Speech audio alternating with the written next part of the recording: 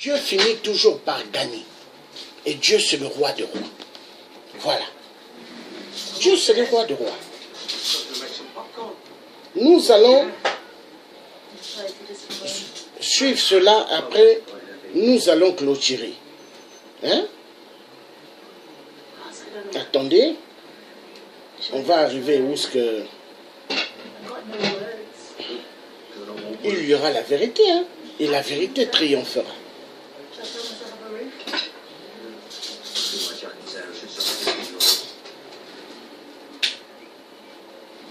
Après cette série, je mettrai fin à la vidéo.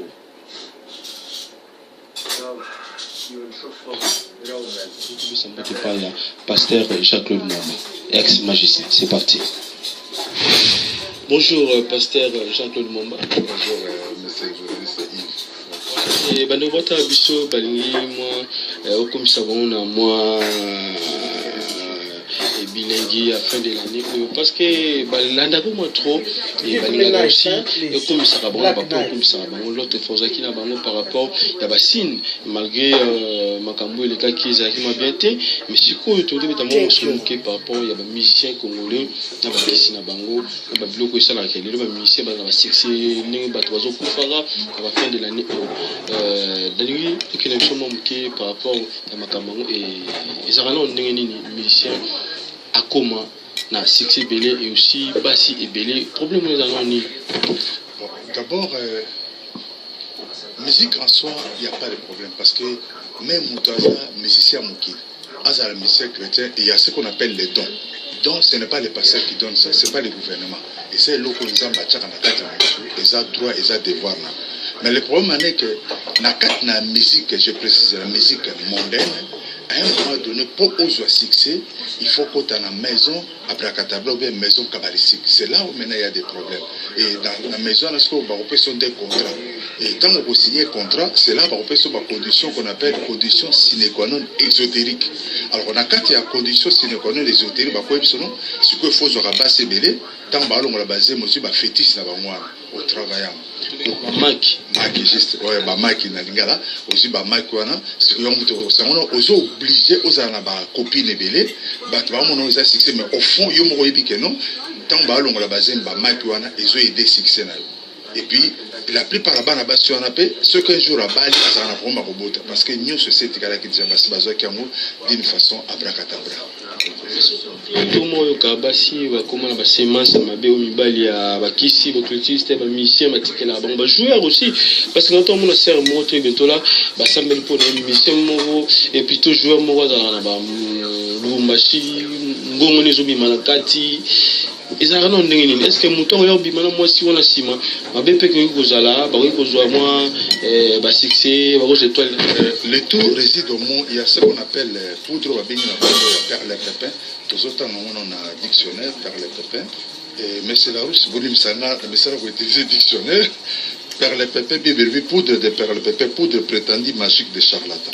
c'est-à-dire ezala ba musicien mieux surtout ezala ba tebelé pour na puissance et mataba utilisera perle pépin il y a ba poudre beleza na joli soir folie d'amour mais poudre l'équipe ba poudre ce qui coûte trop cher ou ceux qui se zandent perle pépin mais c'est la russe c'est pas moi qui ai pris ça alors tant moi ça dit mettons un musicien na monique succès dans les okita na sur obenga ceux qui babina raba danseuse na ebiseno ozozo a perle pépin na pas se pénétrer dans moi c'est ça dit mon pas le tout ozo voilà.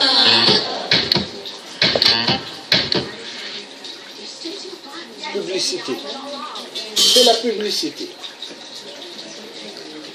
Mon programme tétragrammaton, Lucifer, le sommodé de PDG Félix. Alors, tant que je n'attendais pas, il faut que je puissance. C'est-à-dire, à qui tient à bambou, na ko régner na cause à na pépé, mais bloco na dio sana transmission, courant transmission, ce qui n'est pas rien. Et sur le latin, on a préservatif. Est-ce que ça peut aussi. Avec les préservatifs, ça pose aussi date. Mais on a un problème spirituel. Pour dire on a solo nangoka. Na éviter soko soyoka solo ya Ausharabia.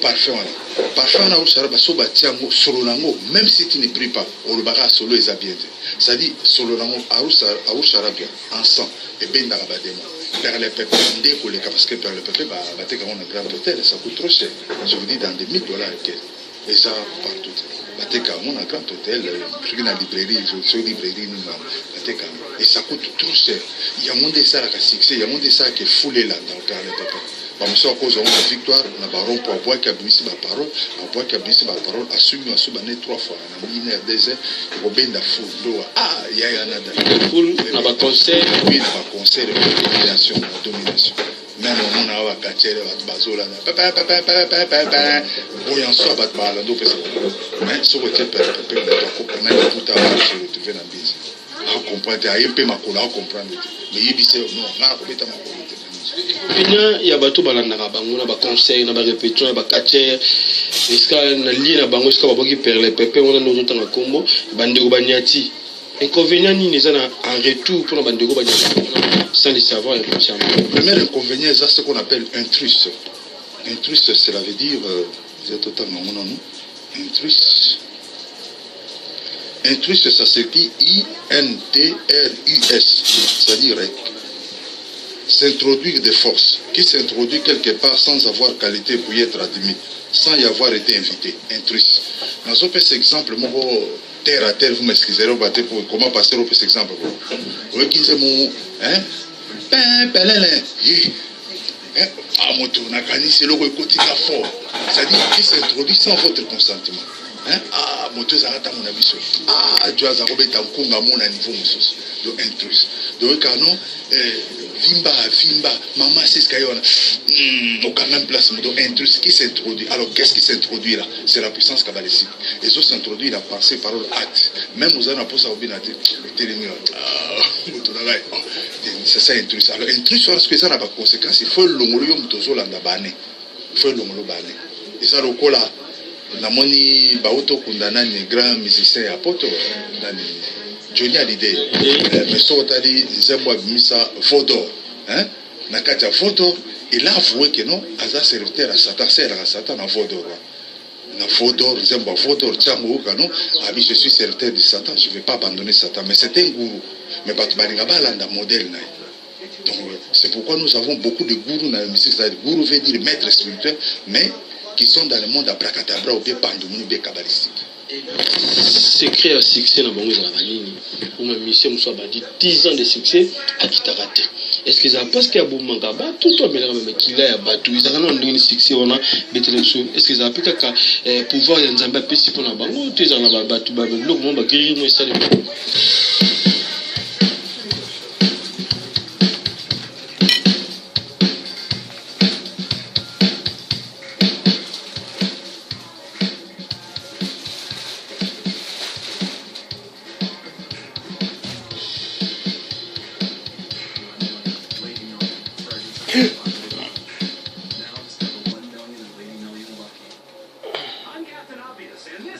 Capital on Tap has already provided £300 million, more than 30,000.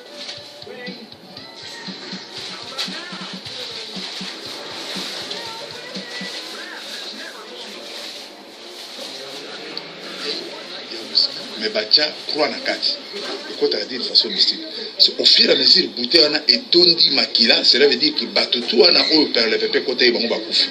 C'est quoi succès? Alors ceux qui bouté et bando qui te comme na kati aux autres besoin tout na grammaire maintenant comprendre ta bino. Ceux qui nous font là, il faut pesa, au resigner contrat. Alors ce qu'on monique aux autres qu'on ramasse, qu'on pesa mate, qu'on pesa musafinayo, qu'on bota nayo, au cause un peu moi si au côté hôtel. Jacqueline de Mbani sa Jacqueline, mais ça c'est la force était hein. Voici bazoa bana nous autres. Je crois les autres dépendent de na mo muso so comme on est na pota mon lokolo et pola neto ya musicien kala hein pota na lokolo pota na ta bazo pola ndenge on a 6 au salarate.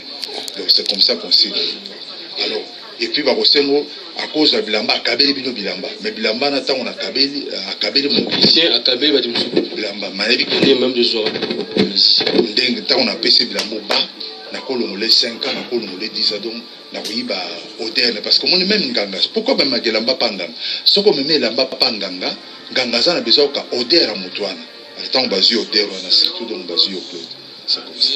Bon, muto kabel muto na bonne volonté na ye muto kepe ko sale mabe na ndenge na ye parce que biso pe to zo api bilamba ya bando ko batinde la chaîne. Non, dans le but que à quoi kabelo na mauvaise volonté, muso ko kabelo na bonne volonté, mais muso pas ko episo mal non. Mon ila manga, il voit muto na mena au peso na beta kop mon peso balaro ya makabo. C'est-à-dire alingo bana motema mais muso so au peso ga laro. Et laro tango zo ngo ateko bomote mais envoûtement. Et au moment d'envoûtement, comment ça va dépenser, moi, ils en ont se retrouver, ceux qui paient comme Pembelo, pour ça, ils ont dans ça, photo, tant de tout ça là.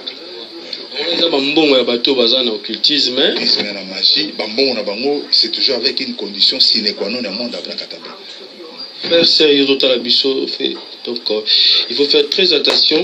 Na ba mbongo mutu ozomo na ma clair tiko ngo kabele lo rotri nga peko ko pesa ke apesa logo na ye mbongo boye ozomo na ngo pe bien te toujours raté parce que ben convenir ngo révérend pasteur Jean-Claude Mombazo Beta et voilà avec ex magicien munene mboka na biso ba o ba yebi parce que bana ba témoignage depuis voilà alors pasteur Jean-Claude Momba et na bandeko bango ba bomaka bakendaka wapi et puis bakenda kosala nini pona batu wana parce que mutu kana nzamba kanaki akufa 2025 mais bango bazuvi na avant 2020 akufi et bakenda kosala nini et puis bakendaka wapi batu surtout bakenda. Merci d'abord. Deuxièmement, babenga on a comme monde pandémie mais totalement qu'est-ce que signifie pandémie selon c'est la rousse.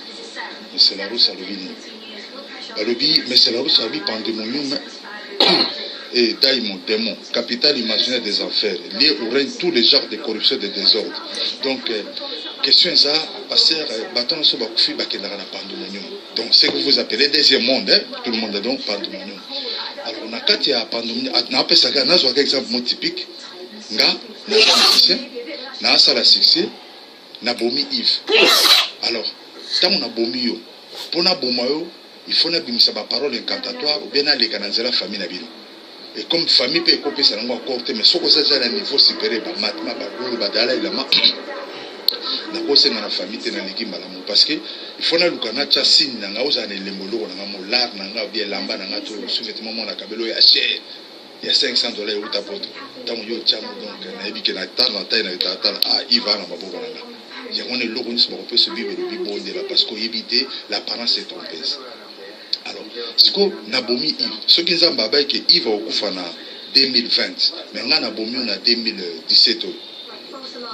3 ans, on a travaillé pour l'Anda. C'est-à-dire, esprit na yo, ils ont une bouteille, on a Yves, on a un concert, on a Yves, esprit na yo.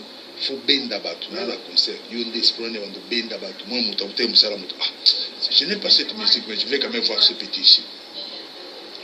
Si à un moment donné, esprit n'est pas au banal, ce qui esprit les mines n'ont pas sur Lucas ou Baton. Ce qui tant et coquille place Bakendaka, on a des naïveté, na Coco Sata. On a des Kamanza, mais ceux qui sont à deuxième place Bakendaka, on a naïveté. Mais que ceux qui ne coquille, on a naïveté. Baton, si nous comprenons bien, ils ont vendu uniquement pour travailler, monto y aller. C'est un esprit errant, et comme on a autant de temps et coca quitté, pour utiliser boutique est bon. Boana, jour à jugement des temps au Koutananza, mais les bébés ont ya Yom Tobomanga Claude, Wanande, Kamanza, mais n'a évité ce scandale. Et Batabono, tu espérais qu'il y ait un Koutalo là, parce que Tolobaralelo, c'est un Boumio, na Masumo, Masumo, non, ce qui est par Kotalo là, j'ai eu un cas pareil, ce qu'on a un Kotalo là, tant aux vivants et en bas, mais ce qu'on est commis trop tard. C'est commis trop tard, tant aux vivants et en bas, mais ce qu'on fait commis trop tard. Parce que Marc 12, 27, Dieu n'est pas le Dieu des morts, mais des vivants, vous êtes grandement dans les rêves. Il y avait tous des volets, Moko na gauche, Moussou na droite, Moussou Lobi, Yozoloba, Nebisoko Totoza, Yibitoeban, mais Yé a salé l'autre. Yezolobi, Yo, Lelo Kaka, Ozana, Papa Nanga. Et ce que ça a coupé, moi, le basseux, Lelo, ben convenir continuer ma casse na musique na biso et aussi surtout ben sanité continuer ma casse et comment si manango mikolo parce que tu vis auparavant mango les a quitté bêtise continuer ma casse tu éviter eza ba voix et ya banani neti bino mboye ba mama kamongo bien est-ce que ça ba envoyer spécial yé moko te bazo kita pour que ba bebisa ça monde ça recommandation parce que oya vandi na démon ya musique babengi na kombo ya Asmodée. Asmodée comme ASMODEE. Démon de plaisir impur dans les livres de Tobie. Démon, dictionnaire dit démon de plaisir impur. Donc na démon plaisir impur yenda gotinda olaxa sima osima mabele donc ça bloque parce que na okabating balo ba gege c'est un démon inférieur. Mutaleki gege za Asmodée. Donc so abi gege za la gege za ngo tribu moko na mboka moko boy. C'est un démon bon na sengo tu na kachero yebia mateto hein sala na émission kachero yebia mateto na sala na émission yebisa so ngo programme c'est que non na moni yo egega le kakio hein surtout quand on tombe na episode non ana nga kutu bobo pour votre mystique ba nga bon mais je te dis que les démons supérieurs na kata musique eza Asmodée balobi na dictionnaire mais c'est la rousse démon de plaisir impur donc asimba sexe asimba boye simba na simba simekoli donc les Asmodée donc démon na mutatinga bango donc il y a des recommandations que tu peux pas olingite mi faut ça là osana ba fonction moko bola mais mystique ezo senga que ondo la mutali boma mais viona non les recommandations kabbalistique c'est un décret tu dois respecter ça sans respecter to bobeli boma monde dans les arts et il pourrait y dent pour dent mpona bandeko oyo bamisie ebele mingi lelo bakota na baranki na makasi ere mopesa koma spirituel eleka na ndenge nini soki moninga aleki moninga na force surtout bino ndenge ozalaki na monde na bino wana oza mpe na bato balekaki na force yo mpo oza na bato oyo mpo olekaki siko na musique ekendaka ndenge nini na musique ekendaka ndenge nini moto akobanda baniveau banganga ti nganga logique akoyebi soki en tout cas na moninga niveau na soki parce que nganga za nete niveau ya cycle court hein nganga za nete niveau cycle court siko ayebi soki en tout cas nga po yo zo bananga koningo koma na niveau kingati wana ezanga te yepa koyebi soki na mona mutu kingati c'est-à-dire alongoli yo siko na niveau neti ya matete na bana parabole amemi yo siko na niveau ya livulu hein tant comme ce qu'on a niveau de vouloir aller comme parce que les volumes tata baba vite baima nous on comprendre la gaz alors c'est comme même un niveau ya niveau pour ça ou pas les wana za na niveau ya gombe wana des grand maître pe ya puissant physiquement pe spirituellement donc ça na niveau alors pardon on a posé une question mais je me suis trompé par rapport à la supériorité donc vous avez la bateau sur les cas qui ont pouvoir bateau sur les cas qui ont musicien c'est que ça les mandingue ni pas dominer moninga spirituellement et puis physiquement il y a ce qu'on appelle des conseillers yebaki motutu même à la fonction politique à la fonction administrative ce qu'on a à niveau de un conseiller financier à un conseiller spirituel. Ce sont les conseils spirituels de Bayaka que non match est tel dimanche hein conseil spirituel ça présente équipe que non Nicolo nani hein azamakasi et ba conseil spirituel ba pesi ba mo fond l'équipe ba ko trouver motoa et motoa na websa bango non na moni match au possible il faut ça il faut tous parce que il faut l'examen il faut ça vous devez obéir alors si qu'on pona au mata aux ana niveau parce que kindokezan denga caporal ti na général netinga nazaki ambassadeur kabarisik 006 chargé Afrique ngana tika na ngoko ma colonel na kindokiteza niveau na ngati yango no monanga na zakala ba dictionnaire na ba livre de bana nga il faut dictionnaire za la vie niveau na nga professeur na zalaki alors sikoyo tous exemple ndengo yebi orchestre wana ndenge bazalaki ce que wenge ce que ni na éviter par bazaki ensemble à un moment donné maintenant il y a eu dislocation la dislocation nganga sikoyo a comme une impossibilité à servir au bien servir sikoyo ya katuni ba c'était pour au mata niveau makasi sikoyo il faut na niveau ya Chine hein mais aketi na niveau ya Chine pas ya Lao Tzu kanga komwana Lao Tzu c'est le fondateur de la Chine hein Lao Tzu a comité par Lao Tzu na ba gros tourna supérieur Lao Tzu a PC puissance et c'est qu'à Bruce Lee hein Bruce Lee a zora puissance c'est parmi les Congolais comme alors tant à côté là Lao Tzu a PC puissance parce que tant aux autres place ou bien aux yeux du moment ou bien au bimi il y a parvenu au côté bimi ya mono landa katier moko loba ce qui a za la katier mabetanga biso to suka na salon mais il y a côté tina la chambre katier moko lobi à côté tina chambre alors sikoyo tant wana sikoyo amati na niveau Lao Tzu a komi au fixer boité Dala au moins là t'as des net mais ce qu'on fixe pour 5 minutes à la puissance au babin la fascination supérieure une bobin en une optimisation supérieure kabbalistique ma proposi alors le code de alors tant wa mati makasi au peu mususu wana amati au mususu ko koma na kombo ya matima L'habité sous boyo qu'à un moment donné, alors comme on a mal, qu'est-ce qu'on appelle matma? L'habité sous qu'on a retrouvé comme voilà, sont des noms symboliques et puis kabbalistiques. Nous avons matin pour classer un mot dans le dictionnaire et il y a un bongo matma. Alors, matma, titre donné en Inde à des personnalités de premier plan. Alors, tant comme le niveau matma, kozonga zongi, asali net concert mon akati à bateau tinanse. Hein? Tant asali concert à bateau pas. Or, matma, na la haute ou talaga yumo la haute ou fondateur la Chine des niveau mokote.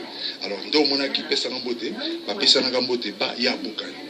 Bukani za wa yebse que mon frère, wa masame na kuna niveau mususu. On est kobuka moninga ki oya za supérieur. Soit qui est bien. Soit qui est bien. Ouais, c'est ça. Donc, apparemment, à comprendre que Naza ça faut, Naza Nasa. N'a pas sauté. Azo forcé parce que même Satan a la confiance. Et ça, Mousso travailler dans la puissance, il y a Sikib. Sikib, c'est-à-dire, quand on appelle Sikib, femme de nuit. Bimena mitani na metu, Nazo Zera, Bimena la femme de nuit. Et dans la magie, babenga moi sur na Sikib, c'est-à-dire, on travaille dans la puissance, il y a Sikib. Il y a une Bible, mon peuple périt faute de connaissance. Alors, aujourd'hui, Sikib, femme de nuit. Femme de nuit, babengi na kombo ya Sikib, et mari de nuit, babengi na kombo ya incube. Incube nde, mari de nuit, Sikib nde, femme de nuit. Voilà un peu le mot Sikib, démon femelle qui, selon la tradition, séduit les hommes pendant leur sommeil. Opposition à incube. Alors, bimelanga lokola, femme de nuit. Yopé, maman, femme de nuit. Donc, un qui va côté na intrus. Déjà, donc, tant qu'on kota, nous sommes pas na yo, azo l'examen, pas un musicien. Si répétant, et ça courant transmission. Et pour courant transmission, il faut yo, on dit mot na zoloba. Et ça, le col au lobby, non, ndima kenga passé Claude, naza gouverneur. Lobby, non, on va gouverneur en boka de mais sur le lobby, oui. Bible, lui, qui est votre, oui, soit oui, qui est votre, non, soit non. Sacrifice, tout le monde est sur le sacrifice. Et c'est les moments où les missions, les occultistes, et batabaki sibili, basala non ndengeni pour nous sacrifice, nous pour nous rejoindre molimo, pour nous rebondir moto. Et les gars ndengeni, et surtout que batu musuka zali innocent, ayebine te ka azobomba parana, ayebite ka azobomba ndekoni morobi. Loko na tous les canons ndengeni. C'est facile dans le deuxième monde, mais c'est difficile dans le monde. D'une façon physique, il y a les démons qu'on appelle, que vous appelez esprit de mort. On a bien esprit de mort, on a bien Madame Kali. C'est Madame Kali qu'on appelle l'esprit de mort. Alors, esprit de mort a un droit pour cela. Nous, bon, talandenge makambouiza, nazo proposer l'orobo. Il faut payer ça, il faut ça là-bas, il faut ça là-bas. Et Lao Tzu, l'être chinois, ce qui serait l'auteur de Tao Te Ching et fondateur du taoïsme. Place la puissance, Shaolin Bricelet place la puissance. Alors, question Zala qui. Sacrifice les gars, ndengeni ba musicien, ndengeni ba occultiste, ba bo maramutu, pour que ala sacrifie. Bo maramutu na kindo keza facile même l'état ko kambote. Admettons, na une victoire. À partir de 0 heure. Bon, Batun Bassel a repéré le pépin, Termine Bassel a joli soit en folie de moi, on était quand même. Mais Père le pépin, à Grand Hôtel au Benero. Et c'était une poudre là, c'est pas n'importe qui peut en avoir. Alors, on a vu Père le pépin, ma boîte qui n'en est la victoire. On a vu Boujour Rouge na Pélis. Tant on a vu qu'on a la Pélis. On va te voir au monde, tu vas au monde, il y a un mystique, tu vas venir physiquement. Mais là, ça semble, ça semble nazo le rotapique na bois qui poudre père mokeka c'est quoi problème ils ont des malobana bimis nazo bougie rouge na bois kamoke na lobby parce que na victoire place batia mobo mami watazaka parce qu'on a ici sirène ngana yi na besoin de 1000 personnes na lingi edenga ya oyebiso oyebinde ne salama ça le cola oyebisi nga attaque passer tala boina na bonde na nzamba pambola quand il prie quand on a bonde là le bas banda d'abord confesser et puis ça Seigneur psaume 23 et le but l'or et l'argent appartient à toi Seigneur ils appellent droit na ba on peut pas na bonde attention ba ça alors si kota mo tande mona na zui ensemble na boîte qui ensemble même au qui solo za na idée na kena ba rond-point à 3 surtout rond-point il y a victoire par exemple, si on a boaki, si on a ndaku na tkali mutakala, na zui miroir na tiwana, na zui bouteille à whisky vide, na kangia on a bandi sur la scope de vocation, na ebisi asimodé des mois à plaisir un pays. na epsi démon oyo atambusaka vide ndenge toza libanda oyo nyonso babenga ngo firmament l'espace qui sépare la terre et le ciel nakoti en contact na grand maître ya Abracadabra. Bon sikoyo ye nde moto andoya donc solo wana soki okoti oka boyoka les esprits faibles ba o nini abelika sinizite oka kosukosu ba adaye ba aleki sikoyo na bouteille ezokomaka rouge ezotonda soki ekomi plein bayebisinga plein bayebisinga mpe na stoppe bon sikoyo tomoni kolongwa na niveau ya nini okoma na niveau ya batono ya bafille ya 200 litres wana nde sokomisa sikoyo na bato babomaka bato inconsciemment ayebi te akotaki ndanga nganga bayebisi ye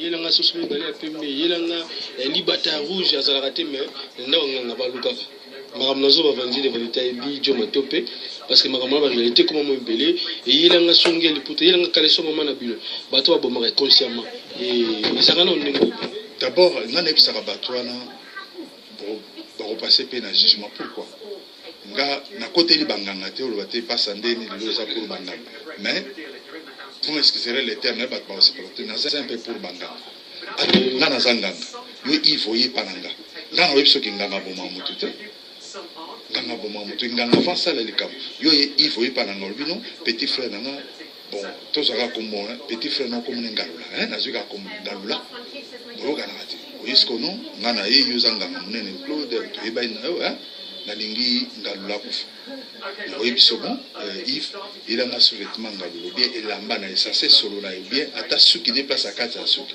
yango na nasenga na bato bakati ya suki na basalon foi bakwafe nino kati ya suki c'est pas n'importe quoi kopesa motu na nga na kopesa mara passer na yebi oyo na kati ya suki et puis tant on a na gilet tanga nazobonde na kotika na motu na sote parce que nga nazazo basuki ya bato pe na travailler nango alors c'est que nga pe baluka nga bazwa na alors tant na koyana ba na ebisio obandoluka ndenge mokozwa sous-vêtement okokite alors so okokite na koyebiso ata mai na sokoli ya moke etikali ata sokoli ka eloko obe mai kaka bwaki ya monoko pwa ozwa moyena tango tokoevoke na miroir elongi ya ngalule kobima sikoyo nganga na tune Yves olobini na ebiso Yves bimisa maloba donc en réalité nganga na ate ko pe pa nzambe c'est-à-dire jour à jugement nganga na osama surtout yo Yves c'est-à-dire nganga fa bon il faut yo muto yena kopo bimisa maloba ya ko sa na droite surtout bino nganga lula na epa Claude nganga asalo boya bomo bopoza na nona siko tuno na sala ba yo motala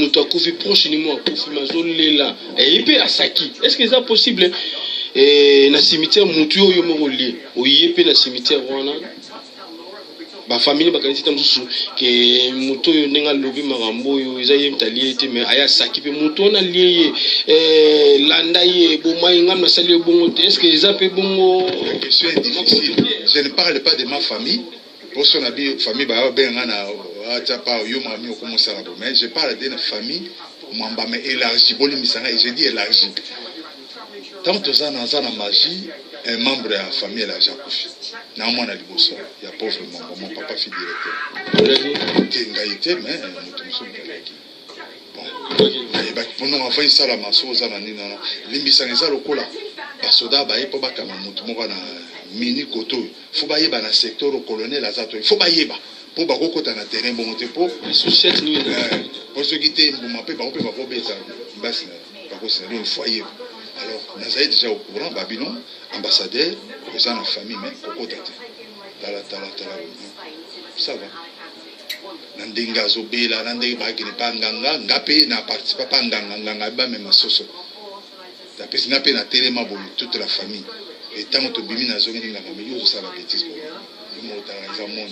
pour pour masquer parce que c'est un monde d'hypocrisie. C'est un monde d'hypocrisie. Pas Moutakufi. Na matanga skonga. L'erona pas pasteur Mendo qui Claude Kaché.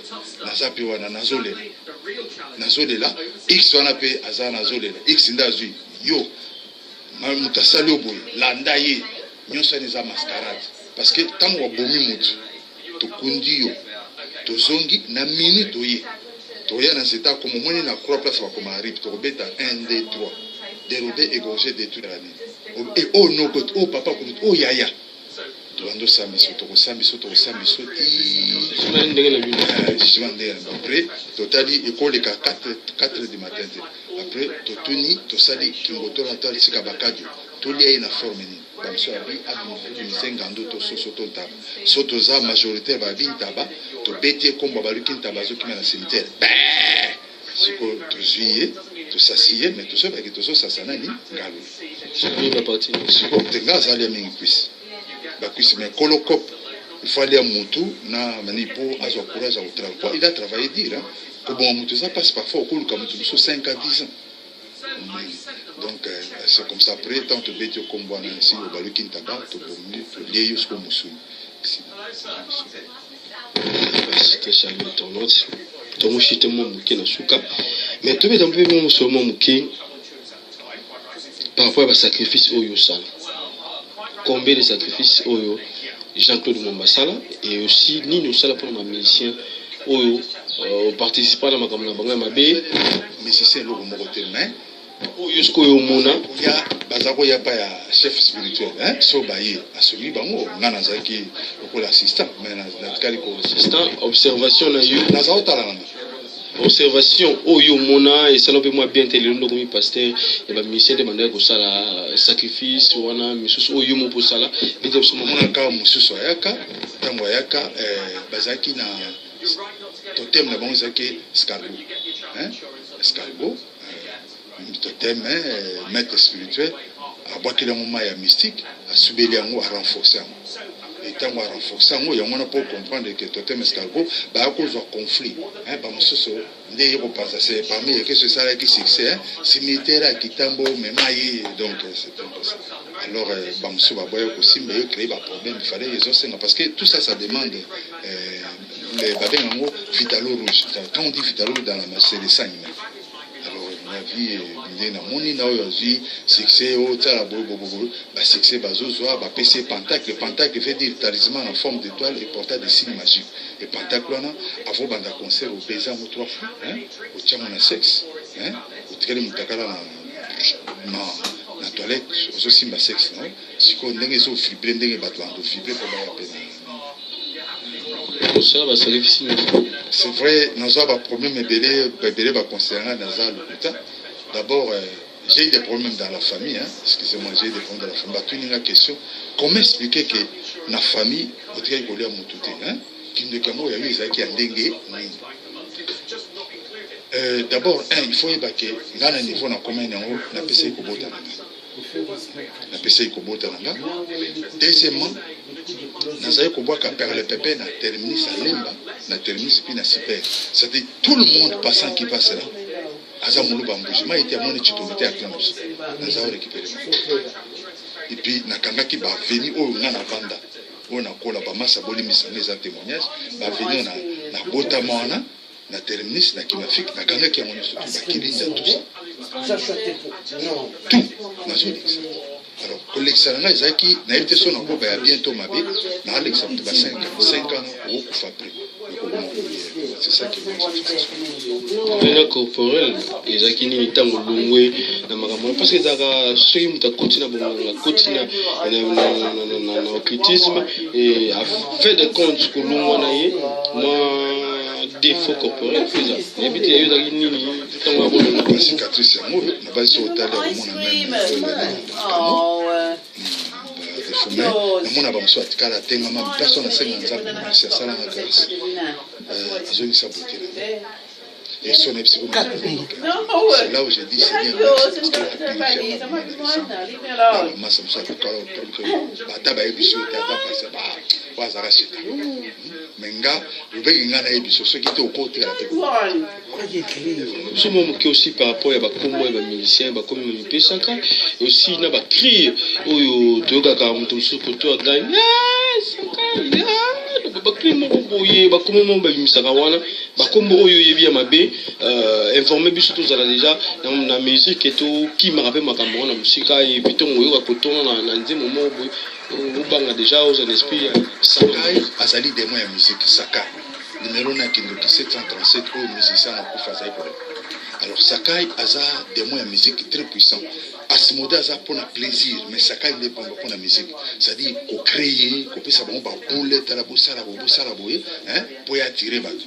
Et tant qu'on attirer bateau, on va envoûter bateau. Parce que l'objectif est ça envoûtement. Alors, bazo il s'abîme non exemple. Alors binabino bademo balao kiti. Hein? C'est-à-dire bademo balao kiti. Et puis cimetière à Kitambo, Memaï. Et quand on parle de cimetière à Kitambo, on voit les démons qu'on appelle Kali, esprit des morts. Nazo Lukaya, vraiment, Nazo Matante. Kali Azali, esprit des morts, et Bit Naye, ils ont moko na 4 dans Jean 10, dérober, égorger et détruire. Alors Kali, esprit des morts, tant que se manifester, Azana pour détruire. Azana pour détruire. Nazo Matante. Peut-être poser question. Détail kaka, lettre nini. Alors. Kali sexe comme Kishasa K. A L I K. K comme Kishasa A L I Kali. Kali donc Kali c'est l'esprit des morts.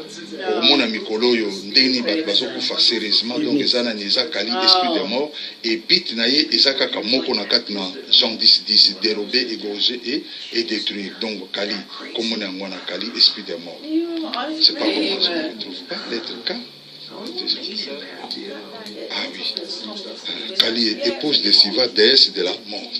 Donc et comme maga K A-L-I, épouse de Siva, déesse de la mort, esprit de mort. Alors c'est comme ça que ça se passe. Alors, Siko, Tango Azoroba, Alobi, Atangi Kombo, à un moment donné, Azobi Nana Bato Mikuse. Atangi Kombo, ya Nganga Mobo, Yazarana Pont Maréchal. Mengu Mengu, c'est un grand maître, Nganga Zana Pont Maréchal. Mengu Mengu, Tango Batangi, c'est un grand maître. Alors, tant que Tangi Kombana déjà, place Yosa, il faut banda, à tous obéir, place au vendu, à Montramatica, d'oser obliger obéir. D'oser exemple, nous sommes. Bah, ici, bah, Congolais, bon, abracadabra, bah, émisem. Moi, moi, c'est à côté de maï, abracadabra, bra. Or, qu'est-ce qu'on appelle abracadabra? Abracadabra dire abracadabra, extraordinaire, étrange. Abracadabra, mot kabbalistique. Alors, qu'est-ce qu'on appelle kabbalistique? Kabbalistique veut dire mystérieux. Alors, tout magicien passe par abracadabra. Mais c'est quoi, Satan, Brahma, a sengi pas officialisé. Donc, mon nini na abracadabra. Alors, tant que abracadabra, on se sabra, bah, on a 5 ans, pas les gens mouqués, c'est le côté. Les gens mouqués, mais parce que bah, l'on peut belé bon. Bon, ça là, ils ont envie. Tout le monde, quand tu m'as bon, tu sur un gars comme on est balongoli. Tant aux oyemba, hein, tant aux ça la concert, hein. Abracadabra, netinga, nazai magicien. Tant on a zo abracadabra, na bi sabra bombo. Moi on a vu que tant on a abracadabra, mutazo brisa zo sabra. Et ça ndeba que tu vas le bakalelu il faut zo sa main. Hein? Alors tant on a zo abracadabra zo bra, na bi que ne fa ndimi bra, ba na détruire. Alors ce qu'on moi on a côté abracadabra zo ka petit temps on kota bien brai, mai 55 ezoki. Pour tu vas ba grimoire. Loko to yoka alombi bino porte-monnaie bo rétrocéder lenga pour dire nanga boyi bana bino grimoire bolimisanga ba Congolais avec tout le respect que je vous dois d'abord vous bolimisanga pour na terme bo osirika à un moment donné vous êtes des naïfs. Excusez, naïbi que bo osirika on te passe pour comment tenir ba terme boy mais ça fait en tant qu'ancien magicien qu'est-ce qu'on appelle grimoire? Dictionnaire, livre à l'écriture aux formules mystérieuses dont se servaient les magiciens et les sorciers. Mais comment? Grimoire, mais grimoire, c'est le livre des magiciens de Soudan, Bible à Bandoki. Tout le monde tout est mystique. Même au Yébi a des vouloirs, même à ma tête, tout n'est grimoire. Peut-être ça coûte trop cher, grimoire. C'est pas n'importe qui peut en avoir. Mais c'est que il y a déjà exposé tant le bi grimoire balongolo 4 ans pas besoin mouké c'est l'autre balongolo no ba 4 beaucoup c'est la batata mo bando kité mais c'est la route le livre des magiciens et des sorciers grimoire et kotanga makas et kota ou bien kota c'est ça ils ont passé ma moto zo mona na habité mokilo to ke na soka lolo to ke vana na biso to mo qu'est-ce qu'on a besoin d'un grand maître Et Toloba, vous avez un grand maître par rapport à qui? Et par rapport à quoi? Kalanta Mazaï, grand maître. Il était aussi grand maître. Solandi avant Diwanabi. Ah, pour un petit qui bloque, on a il y a un peu de bondissant. Ah, c'est qui grand maître? Les lois, c'est ce qui est 1, ce qui est 1, ce qui est 2. Et ce ça. Et ce c'est le remonté. Eh bien, vous avez Manini, Maya. Qu'est-ce qu'on appelle Maya? Ah, bah, Congolais, Maya pour Nabino. Maya. Maya, mais c'est la russe, au cause du dictionnaire, on met Molanda, on a poto partout. M-A-Y, pardon. M-A-Y-A. Maya, dans les Védantes et dans les bouddhistes, ensemble des illusions qui constituent le monde. Maya. Maya, ça, moi, c'est à Satan. Donc, mère a parlé. Moi, c'est à parler. Hein? Moi, c'est à Ndaku à Satan. Comme les Maya. C'est un peu de 10 ans. Parce que, comme ça, c'est Satan. Mais, madame, première dame de Maya. Il y a moi, c'est pourquoi, moi, quand Carlito Ayaka, qu'ils amènent mon tabenga, quand ils font la campagne, je cause avec lui. Me dit mon frère n'a eu problème na nino. Donc Maïza moi c'est ça t'a parlé première dame a parlé Maï. Alors on a ballon là 10 ans pamba 10 ans que c'est. Voilà une dernière question pour tout Kabano pasteur Jacques-Claude Momba et ba disque album Oebimaga ba misi ba bimisaka tout le monde a succès et belé parce que kotaki wa kendaki be surtout ba bato ba yemaka mingi au moins ça na mbongo belé mais tant ba yembi mon soit dans les bakisité mon qui monsieur peut ba yembi belé puis fait matir sur le ça non puis faut mat faut ça l'appelle moutoir mystique mais kaka boy admettons nzamba pambolo hein pas chrétien nzamba pambolo na 1 million de dollars au copesi 100 000 pas musicien mais azuna nyoso ezana odeur problème neza solo solo elamba neza na solo elamba neza na solo no if elamba neza na solo azion pas il faut quoi soko monya koite c'est kaza soko monya koite c'est kaza pe muto mondo wana hein no ayo kwa moto boni c'est que on a ndenga mo ide no mero to devient na limisa tout à c'est pas disque que ça le moment limisa na ma casse na domino na avant disque mais ça on benga matrice on benga ngoni maquette on ndé fond de la panda ba même ngo ba kina na tombo hein na tombo po mikolo na wiki ba linga mingi nini kuna moye ba timbilo ezate na sele kota sele kuna ba bipune za calme métropole kuna za calme ko ba memi ngo ba otcha na tombo mobo net ya grand musicien mo akufa hein batie bande l'esprit bini ba yoki on ba episo bo sa place l'esprit bandi ko bina hein ezobina batuni pesa na makila siko bimi sika parole pas moi na kingani akufi makila na batie wana bazo biso ezo succès makasité hein pour ezo succès makasi il faut bakisa makila ce komoni presque cimetière mo batu tout po ba kufa malamu ki bazoya babino ah ce que ça kuna bonzambe te ba kufa na bonzambe dono ka mutabi eloko na cartonné ki chassa des fois te petit place ta kende ya musika mais le mal année que pour le diable c'est pour une période hein à perpétuité ça pour une période donc au moins j'ai dernièrement nanya teki pananga oya yemanzembo linda et à témoigner qui est ngana ça peut se dire suivre hein j'étais dans ce monde là tant oiseau ba bonga bité tala bo. Merci pasteur Jacques-Claude Momba. Et je pense que prochainement, tu as Masolo par rapport à surtout les gars, surtout dans la fête, anniversaire, a préféré à que Mélanie Massanga na boîte, na bar, à Beng Sabatou, voilà, mais bloqué bel prochainement. Alors, pasteur Jacques-Claude Momba, on a niveau plus ça, point de référence à ma casse pour ma casse surtout boîte à la biche, basa ni pour que va quitter dans ma gamboyo, et puis moté, numéro de téléphone. Avant on appelle ça moté, nazo kep ça va chrétien surtout à travers le monde. D'abord, nazo senga na ba chrétien surtout à travers le monde. Vous priez beaucoup pour moi. Il y a beaucoup de menaces spirituelles. Excusez-moi de demander à Sengi. Motakoka, Azate. Et deuxième point, voyez que chaque fin de l'année, avec des actions, même pendant l'action de grâce. L'action de grâce, c'est-à-dire que ça enveloppe mon bon, des ans, mais je vous dis que dans la famille, parce que c'est action de grâce. Parce que ça n'a pas un sacrifice à percer. L'anda bien habillé sacrifice à traverser. C'est-à-dire pour traverser dès 2018. Sacrifice à traverser, il faut l'examen. Peut-être yom tozo la namba élection dans la famille. Il y a un tellement à prière. Tout quel n'a dès samedi. Samedi, je crois que vous allez sur les 23 ou les 24. Les 24 et puis les 23, samedi à 23. Samedi à ce que vous allez le Les 30. Messe noire à ceux qui fait ça. Or, chaque fin de l'année, Bolandanga s'attale à 1 million de personnes. À Goulia Nan, il y a un monde qui Mikolo na côté Bagène, hein? Na côté Bagène, pour la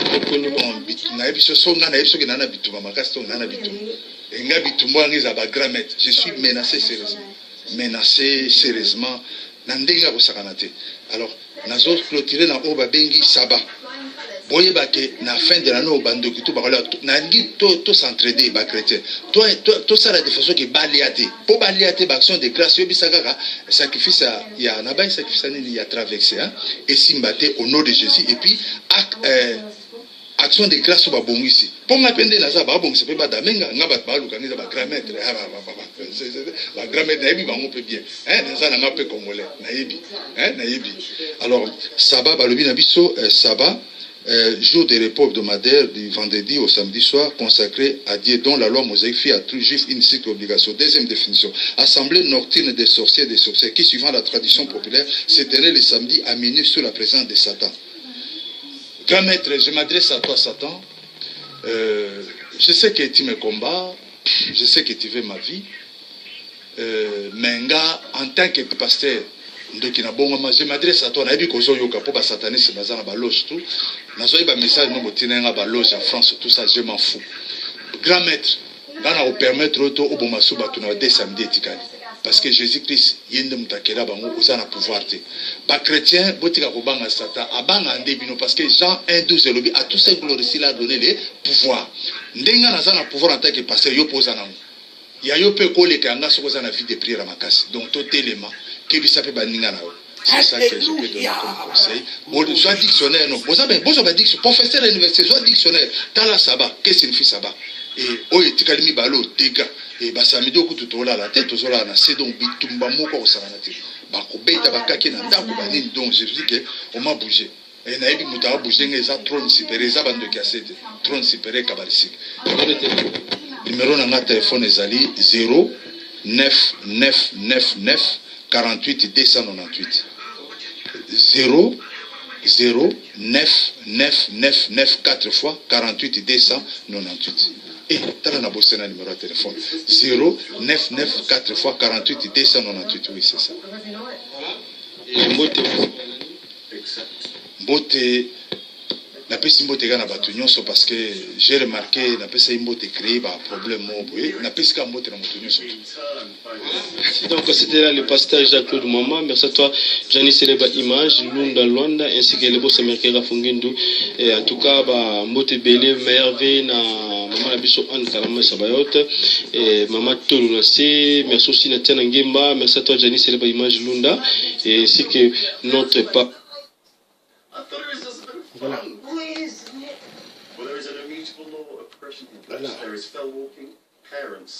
Voilà. Donc, voilà. De vérité sur les faux prophètes magiciens.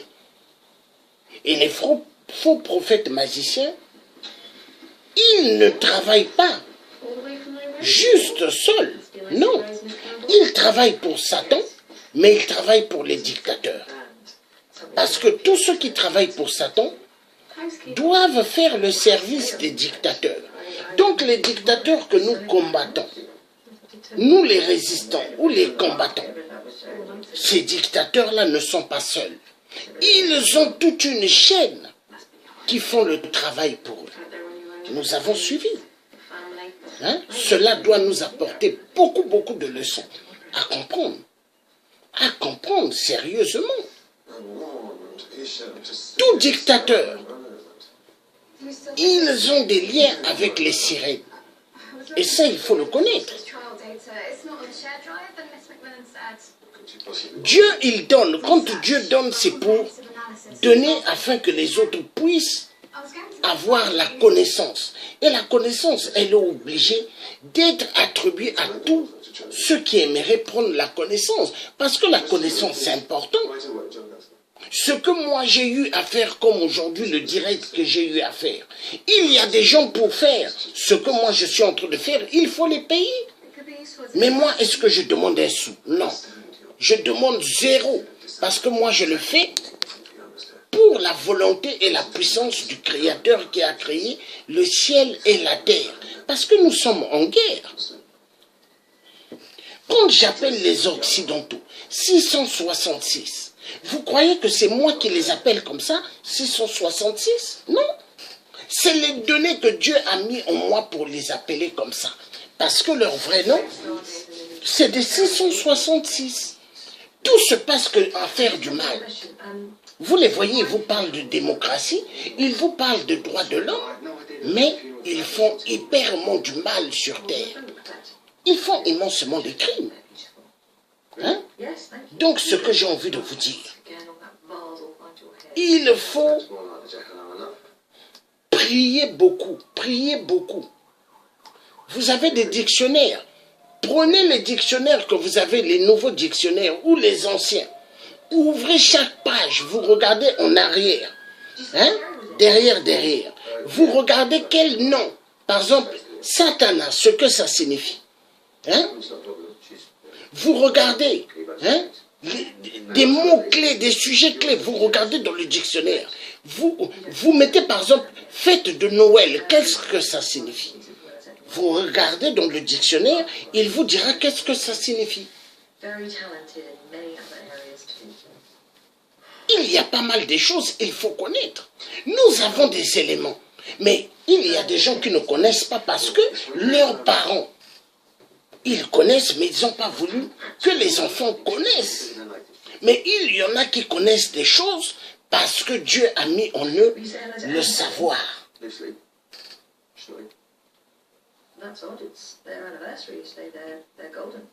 Parce que les dictateurs pourront découdre avec eux. C'est très facile. Spirituellement, le combat est spirituel et physique.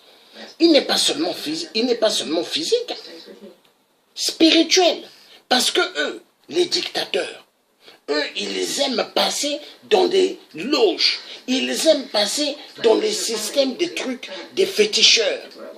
Dans les systèmes des faux pasteurs. Oui, les églises de réveil. Hier, vous avez vu la vidéo que j'ai fait passer. Madame Sassou, elle est allée, elle est allée à la mairie de Brazzaville et il y avait un grand truc qu'ils ont fait. Assemblée de tous les pasteurs des églises de réveil. Assemblée générale. Alors, imaginez les églises de réveil là que vous entendez, ils travaillent pour les dictateurs. Les faux pasteurs, ils travaillent pour les dictateurs.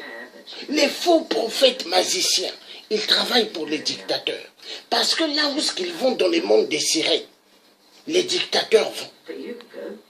Fali Lipupa que vous voyez, il va dans le monde où vont les dictateurs. Fali Lipupa a son mari qui est un homme sirène. Kofi Olomide, il va dans le monde mystique. Mais dans le monde mystique, où est-ce qu'il va?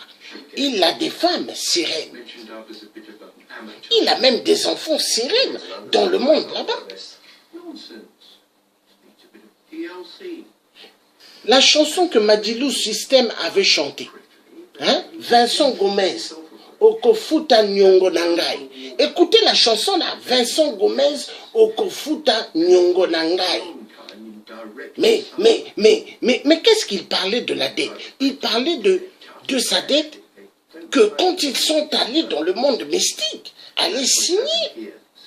Il faut comprendre. Vincent Gomez, Okofuta Nyongo Nangai. Hein? Le tube de Madilou System. Écoutez cela, vous allez comprendre. Que Dieu nous garde bien. Passez une excellente bonne soirée. Donc vous étiez en direct avec le Thier. Le Thier qui a un charisme efficace et qui continuera à parler des sujets tangibles. Parce que nous, notre objectif, tous les dictateurs doivent disparaître. Hein? Ça, c'est l'objectif numéro 1. Passez une excellente bonne soirée. Bye bye.